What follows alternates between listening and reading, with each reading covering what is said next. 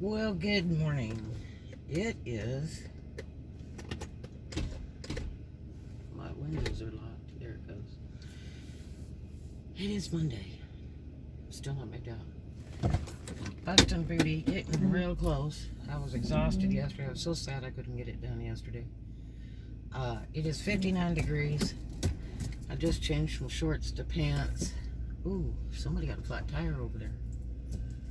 And my neighbor had one too. Interesting. Kind of coincidental. It's about 8:30 in the morning. And I've already got the car loaded and taking a load down to the storages.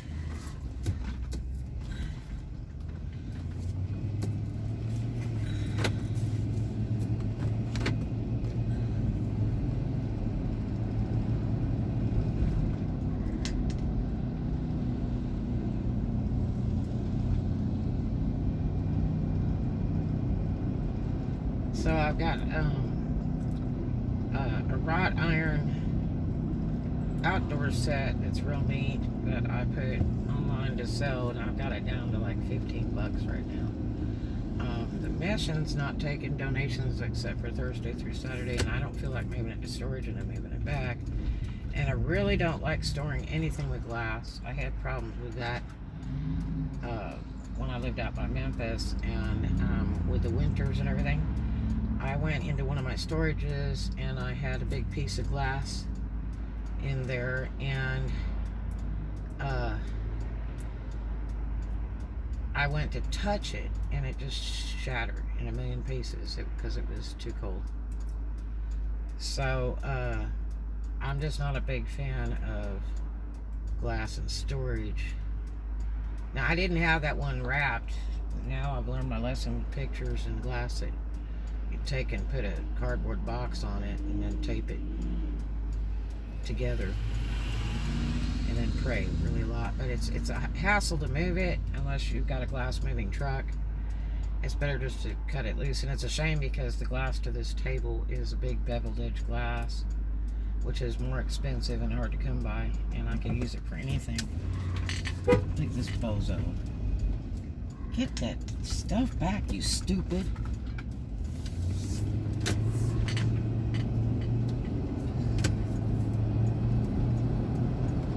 Pull out and block the turn lane because she's ignorant.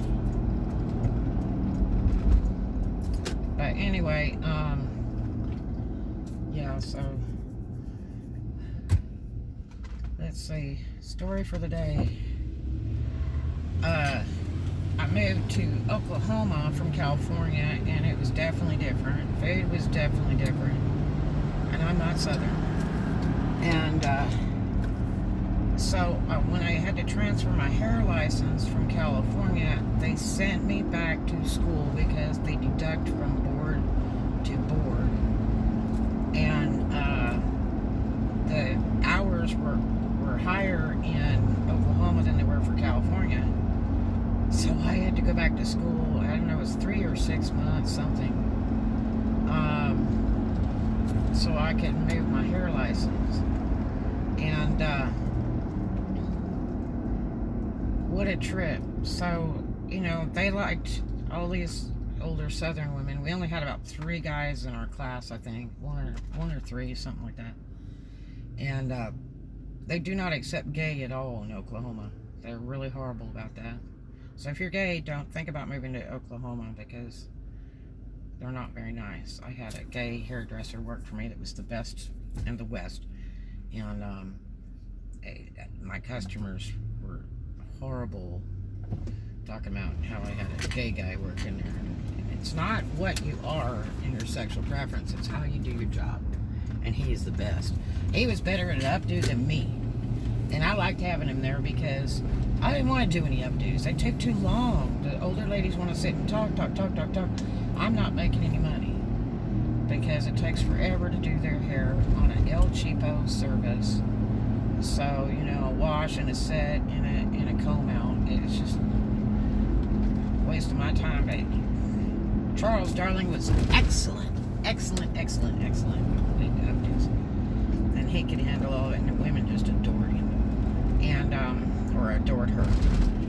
anyway, so at the beauty college that I went to, was a little small town joint in Briar Creek, Oklahoma. It was massively expensive. I don't even know that the owner knew how to do hair or anything. And I had full cosmetology license. I didn't just go for just nails or braiding or something like that. I did full cosmetology license. So by the time I got the rest of my education, I had qualifications being an instructor of cosmetology. So, but anyway, make sure wherever you want to have your hair license or move to, that you do it in the state that you're going to reside in, because it's a nightmare when you move it and you have to pay all that money to go back to school and board to board and all that crap. But anyway, so they like to, all these older girls, most of them were older, very few young ones, and they like to have these like dinner parties at school. So everybody will cook a plate. You bring a plate, and they you know, it's funny because I cook different kind of stuff, and a lot of times if I'm not sure if they'll like what I make, then I'll make a dessert item, and they'll like that. You have to be careful. They're very religious there. You don't want to put liquor in a dessert because it'll offend them. It's a long story, but anyway, they're very religious. So anyway,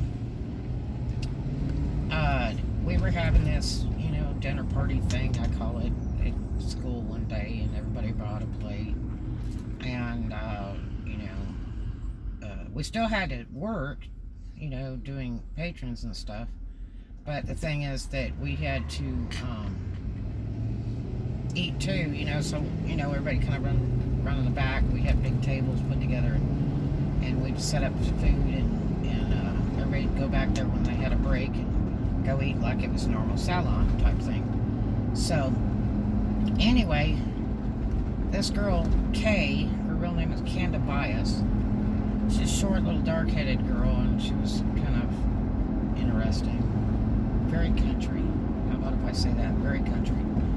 And so, she was quite entertained by me because I was different. Because I wasn't Southern. I had come from California. Most people treated me like a weirdo anyway because I didn't speak Southern. I didn't understand Southern. I kind of sat there and listened carefully to see if I could understand what they were talking about, because their words mean different things than most people's words. Like holler, to me, that's somebody yelling. To them, it's a dip in the land, like going down like a roller coaster and back up. That's a holler. Carry, I'm going to carry her to the store. They're talking about ride them in their car. It's like, you were going to piggyback this person to the market. It's just different. Just different lingo. So anyway,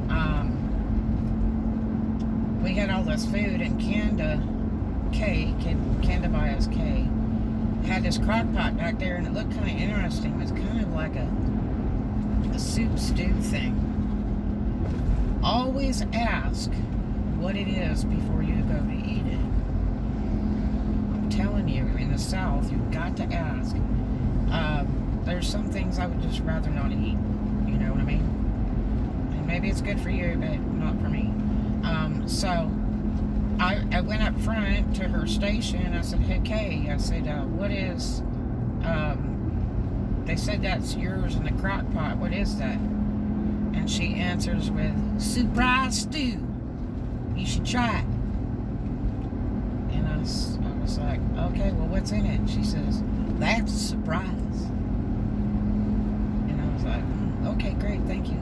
So I didn't eat any of it. I was not going to eat any of it, because that just creeps me out. If you can't tell me what's in your food, you know, and what if I was like religious and didn't eat pork or vegetarian or something? It would be nice if you would tell me what the heck your stuff is made out of, especially when you can't identify it. So anyway, after the day went on, right before we got ready to close, I was like 4 or 5 for the school. everybody's kind of picking up their stuff, washing their dishes before they take them home, and giving stuff away to other practicing hairdressers and all that, because they didn't want to take it home. Everybody loves to give gifts in the South. So anyway, they'd rather give it away than take it home. They like to be kind to others. So anyway, the next day we were sitting having, I was having cappuccino, they were having coffee, getting ready to start the day after we had lecture, and I start working on customers. And because your hours are done by mannequin heads, mannequin hands, and real people. But you can only work on real people after you have so many hours. And like, I was already a graduate, so I was just coming back to get more hours so that my license would transfer from California. So I was very experienced. But anyway, but I did learn some things in Oklahoma. I really did. I learned how to do a speed perm, how to really roll fast. That was interesting. And how to finally do a damn finger wave exactly the right way. But they're pretty good at some of the stuff they do, So you have to be open-minded and see what other people are doing, and you will learn, and it might be better for you, a better way. So anyway, so we're sitting around the tables, and everybody's like trying to wake up. We're chatting about, yesterday's goings on and things in town and the news and stuff. And so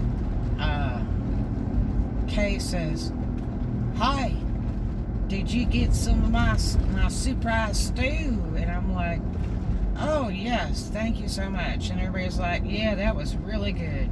And they were all carrying on about it. And then the older lady that was an instructor there, and she was probably 72 at least. She was smiling, and she was kind of corny herself.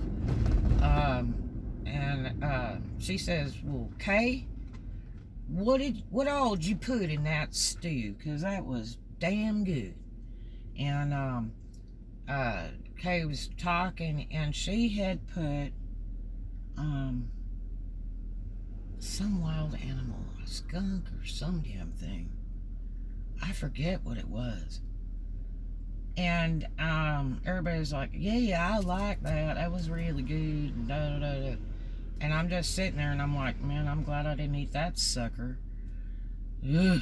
It was some kind of wild animal she cooked.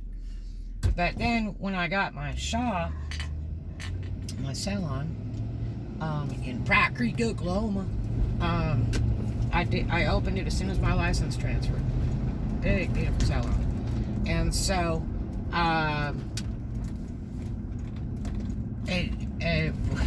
one of the girls that worked there, Terry, she was real young, real cute little thing, and she was married to this country dude, the guy with the baseball cap, the jeans, and the short sleeve shirt, and a truck gang. And she said that she was talking about they were riding from visiting her parents or something in the truck on the back roads. A lot of dirt roads there. And she said, "Oh, I couldn't believe it. We had hit a squirrel, and it was still kind of alive, and my husband went out there and stomped on it, and then threw it in the back of the truck, and then took it home, and then cooked, the brains, and ate those. He loves squirrel brain." And I'm like, oh, mother of God. I thought roadkill was a joke, Nope, they eat it. I've known people that picked up deer off the side of the road that were hit in a hurry. If you hit a deer, better take a picture now for evidence for your insurance company, because if you leave there, in about 7 minutes, that sucker be gone. Because somebody's going to see it. I don't care if you're on a dirt road with 2 houses on the back road and that's it for miles. Somebody's going to see that deer and they're going to pick it up. And because they're going to take it home and cook it. The only problem with is if deer is hit on the road, the adrenaline rushes so hard in the deer that the meat goes, it turns like sour. It gets this aluminum taste. So you don't want to eat a deer that's been hit at all, because it destroys the meat. But people do it. I mean, deer is expensive, and butchers you can pay them to butcher it, but they can't resell it. It's illegal for them to resell the deer meat.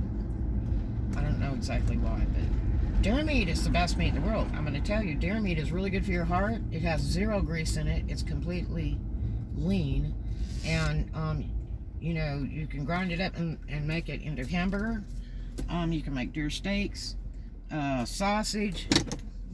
You can do a lot with deer, but and it's so healthy. You have to like literally add a little bit of oil just to cook it because it's so lean. But I like deer. I really do. I like the taste. It's kind of an elegant taste. To me, it doesn't taste just like cheap hamburger. And it's a privilege to be able to get some deer if somebody has some. Most people don't like it, even southern people. In Oklahoma, my best friend, Jerry Gann, her husband had a ton of deer, and I had to go over there to help her with something. And we were sitting there, and she says, if you're hungry, we'll cook some dinner. And her husband, Cletus, goes, hey, I got some deer. You want some deer? And I'm like, okay. Because I knew deer was a very expensive, elegant food in some fine dining restaurants back home in California. So it's like, well, yeah. That's like eating roast duck or something. So they cooked me up a deer steak, and she kept talking bad about it while I was trying to eat it. She's like, I can't stand no damn deer. It tastes like hell to me. I don't like that taste. It has an aftertaste. It is nasty. I just don't know how you even eat that. But if you like it, that's okay. And it's like, ugh. But it was good. I liked it. And Cletus thought it was funny because I'm like a foreigner, because I was from California. And I had never had deer before, and he giggled. He's like, you got good taste, girl. And I'm like, yeah. But, so, always ask before you eat it. I'm not kidding. That's one of your surprises from the South. It's a great place, but just ask before you eat it. What's inside? Talk to you later. Love you.